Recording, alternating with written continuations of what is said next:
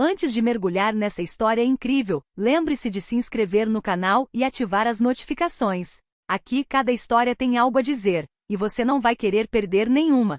O jovem advogado negro prodígio que deixou o juiz sem palavras. O tribunal foi mergulhado num silêncio quase irreal.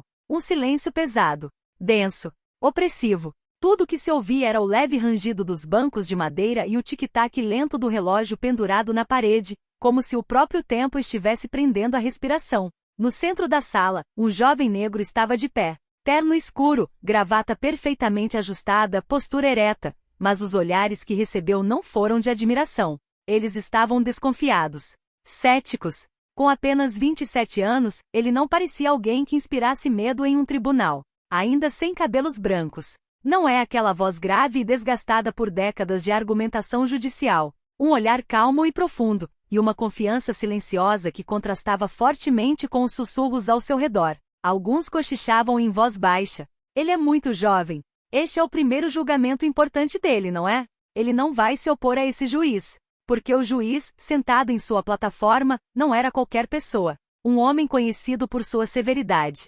Um magistrado que não tolerava nem improvisação nem audácia desnecessária. Um homem que em 25 anos de carreira viu centenas de advogados entrarem e saírem, e arruinou mais de um. E no entanto, algo estava diferente naquele dia. O jovem advogado cerrou os punhos ligeiramente. Sem nervosismo. Sem medo. Mas havia uma forte consciência de que esse julgamento decidiria tudo. No banco dos réus, uma mulher baixou a cabeça. Suas mãos estavam tremendo. Ela sabia que corria o risco de perder sua liberdade, talvez para sempre. Parecia que todos já haviam chegado a uma conclusão. Todos, exceto ele. Porque esse jovem advogado não estava ali para recitar leis. Ele não estava lá para implorar. Ele estava lá para desmascarar uma verdade fabricada, expor uma injustiça cuidadosamente oculta, e confrontar um sistema que não o esperava. Quando o juiz olhou para ele e declarou com voz fria: "Professor, a palavra é sua." Todos na sala prenderam a respiração. Ninguém sabia ainda, mas em poucos minutos, este jovem advogado negro estava prestes a proferir palavras que abalariam o caso da acusação, para silenciar os sussurros, e deixar aquele juiz boquiaberto. E a partir daquele dia nada seria como antes, onde ninguém teria apostado nele. Muito antes deste tribunal gélido, muito antes do silêncio pesado dos olhares de desprezo e da voz severa do juiz, havia uma criança. Seu nome era Mael do Bois. Mael cresceu em um bairro que as pessoas evitavam.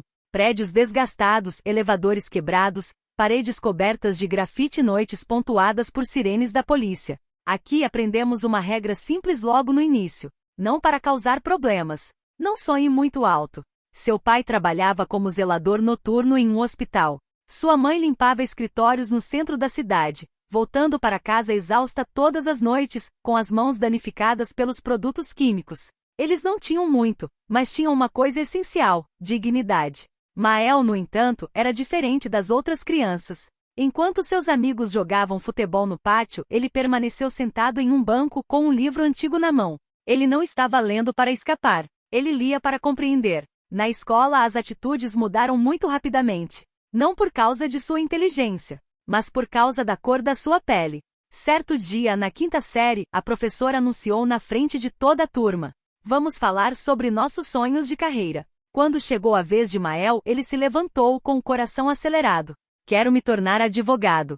Um silêncio constrangedor se instalou. Em seguida, um riso abafado. Um camarada sussurrou alto o suficiente para ser ouvido: "Advogados não são para pessoas como você." Até mesmo a professora esboçou um sorriso sem graça antes de responder: "E isso é ambicioso, Mael. Talvez você devesse mirar em algo mais realista." Ele nunca se esqueceu daquelas palavras. Na escola as humilhações se multiplicaram. Durante uma verificação de rotina no final das aulas, a polícia o prendeu sozinho. Desabafe.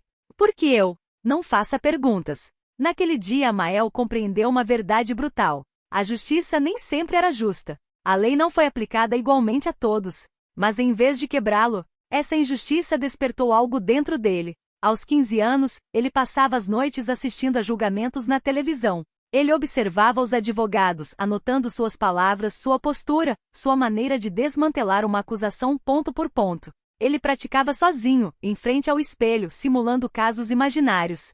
Certa noite, seu pai o surpreendeu falando alto no quarto. O que você está fazendo, filho? Estou aprendendo a defender alguém que não tem ninguém. Seu pai permaneceu em silêncio por um longo momento, então colocou uma mão pesada, mas orgulhosa, em seu ombro. Então faça bem feito. E faça até o fim. No ensino médio, apesar dos professores que duvidavam dele, apesar dos orientadores vocacionais que sugeriam cursos mais adequados, Mael trabalhou o dobro que os outros. Ele estudava até tarde da noite, depois de seus bicos, com as luzes apagadas para economizar eletricidade. No dia em que ele recebeu a bolsa de estudos para a faculdade de Direito, sua mãe desabou em lágrimas. Nada de alegria ruidosa. Lágrimas silenciosas. Aquela sensação de quem vê o filho indo aonde ela mesma jamais poderia ir. Mael entrou para a faculdade de Direito. Um mundo frio, competitivo, onde ele era frequentemente o único aluno negro na sala de aula. Nós o subestimamos. Nós não sabíamos disso, mas ele estava observando. Aprendizado. E esperou, porque ele já sabia disso. Chegaria o dia em que sua voz silenciaria uma sala inteira. E esse dia estava se aproximando. O primeiro caso e a armadilha. Quando Mael do Bois obteve seu diploma de direito, ninguém o esperava com aplausos.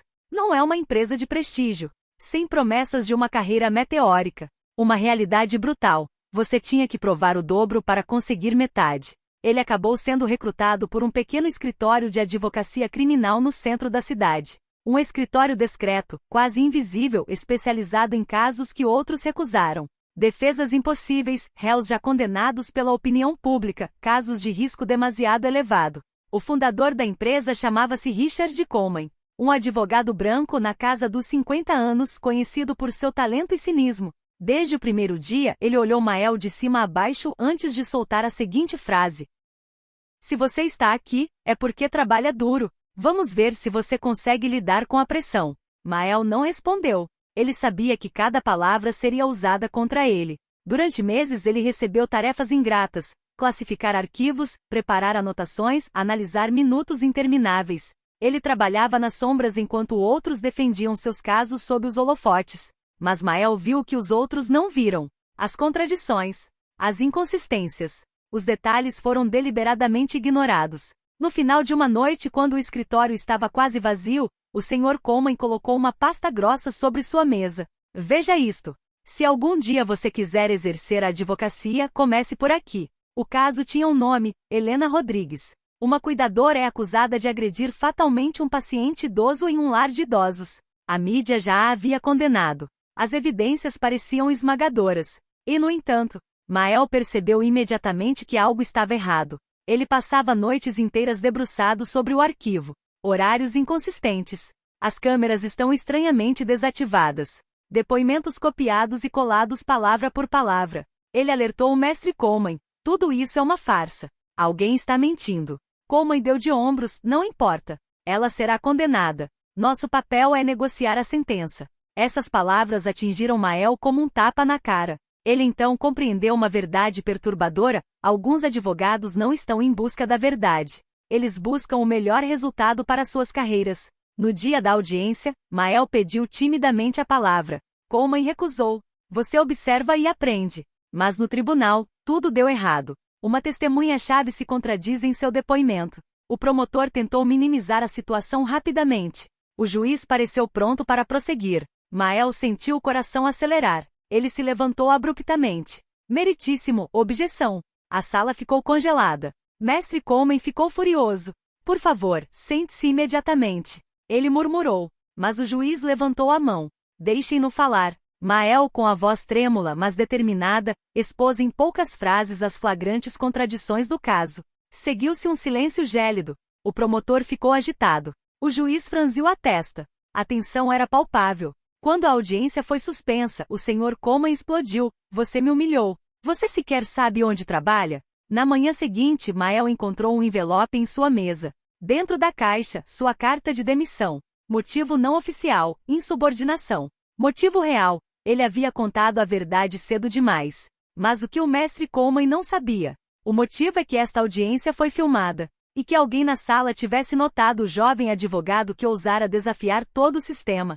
Essa pessoa ligaria de volta para Mael em breve. E confiar-lhe o caso que mudaria a sua vida. O caso que ninguém queria, exceto ele. Após sua demissão repentina, Mael Dubois se viu sozinho, sem armário, sem apoio, com o nome já associado à imagem de encrenqueiro nos corredores do tribunal. Passaram-se semanas. As economias estavam entrando em colapso. As chamadas não foram atendidas. Até a noite em que o telefone dela vibrou. Mestre Dubois? Meu nome é Sarah Whitman, sou repórter judicial. Precisamos conversar. Eles se encontraram em um café discreto, longe de olhares curiosos. Sarah colocou uma pasta grossa sobre a mesa. Você estava certo na audiência. E acho que o que você viu é apenas parte do problema. O caso envolvia uma questão muito mais séria. Michael Turner, um homem negro de 34 anos, é acusado de assassinar um influente promotor imobiliário. Um caso que teve grande repercussão. Um homem acusado já foi condenado pelos canais de notícias. Um processo que todas as grandes empresas recusaram. Por que eu? Mael perguntou. Sarah olhou diretamente nos olhos. Porque você é o único que não tem medo de perder. Mael concordou. Desde suas primeiras leituras, ele entendeu por que ninguém queria se envolver nesse caso. As evidências eram perfeitas demais. Uma arma encontrada por acaso. Testemunhas que apareceram no último minuto. Os relatórios policiais foram alterados em horários impossíveis. Mas o mais importante, um detalhe arrepiante. Michael Turner foi preso sem advogado, interrogado durante 11 horas e assinou uma confissão que, segundo ele, nunca escreveu. Mael visitou Michael na prisão. Todos me abandonaram, mestre. Até minha família está com medo. Não eu. Mas você vai ter que me contar toda a verdade.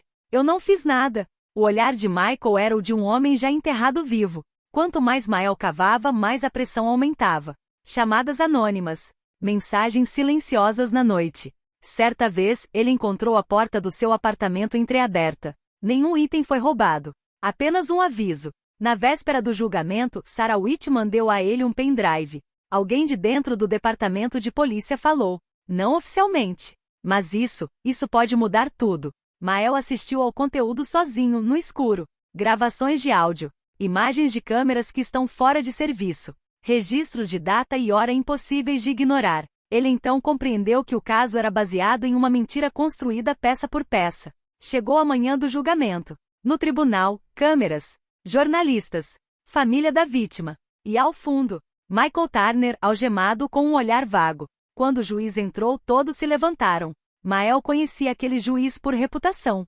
Intransigente, implacável, quase invencível. Quando o juiz declarou, Senhor Dubois, o senhor representa a defesa? Murmúrios percorreram a sala. Sim, meritíssimo. Mael sentia o peso de todas as humilhações passadas sobre seus ombros. Mas ele não baixou os olhos. Porque ele sabia de uma coisa, este julgamento não se resumiu apenas a Michael Turner. Era dele. E quando ele se levantou para proferir suas primeiras palavras, o silêncio tornou-se absoluto. Exatamente como no início desta história. As palavras que fizeram a justiça tremer, o tribunal estava lotado. Os jornalistas ocupavam todos os cantos, canetas em punho, câmeras apontadas. Era possível sentir aquela excitação doentia que precede julgamentos já julgados pela opinião pública. Michael Turner estava sentado atrás de Mael, algemado. Seu olhar estava sem vida. Um homem que todos já haviam condenado. O juiz entrou. Um homem ereto, cabelos grisalhos, olhar duro. Um juiz conhecido por nunca se deixar intimidar. Ele olhou ao redor da sala antes de declarar friamente. Estamos aqui para apurar os fatos. Não para fazer política. Um aviso claro. E uma mensagem dirigida diretamente ao jovem advogado negro que estava ali parado. O promotor começou. Um apelo fluido. Confiante. Frases cuidadosamente elaboradas para retratar Michael como um criminoso óbvio. Cada palavra parecia prender o acusado um pouco mais à cadeira. Quando chegou a vez de Mael, ouviu-se uma risada baixa e abafada na sala. Ele não reage. Ele se levantou lentamente. Ajuste seu colete. Então ele permaneceu em silêncio. 10 segundos. 20 segundos. O juiz franziu a testa. Mestre Dubois? Mael finalmente ergueu o olhar. Excelência, antes de falar de culpa, gostaria de falar da verdade. Um murmúrio percorreu a sala. Mael começou calmamente. Ele não gritou. Ele não atacou. Ele explicou. Ele demonstrou como as confissões foram obtidas sem a presença de um advogado. Ele apresentou o cronograma do interrogatório. 11 horas seguidas. Sem interrupção. Sem gravação de vídeo. Essas confissões não são provas. São o resultado de uma tentativa deliberada de esgotá-las. O promotor tentou interromper. Objeção. Rejeitado. Continue, senhor Dubois, respondeu o juiz, já menos convicto. Então Mael retirou o pendrive. Excelência, solicito permissão para apresentar provas que a acusação deixou de divulgar. Um silêncio repentino se fez. As telas se iluminaram. Vimos as imagens das câmeras de vigilância que a polícia havia declarado fora de serviço. Os registros de data e hora não coincidiram. Os movimentos de Michael provaram que ele estava em outro lugar na hora do crime. Então o áudio começou a ser reproduzido. A voz de um oficial. Vamos ajustar o relatório. Ninguém vai verificar. A sala explodiu. Silêncio, gritou o juiz, batendo com o martelo. O promotor empalideceu. Ele folheou seus documentos, perdido.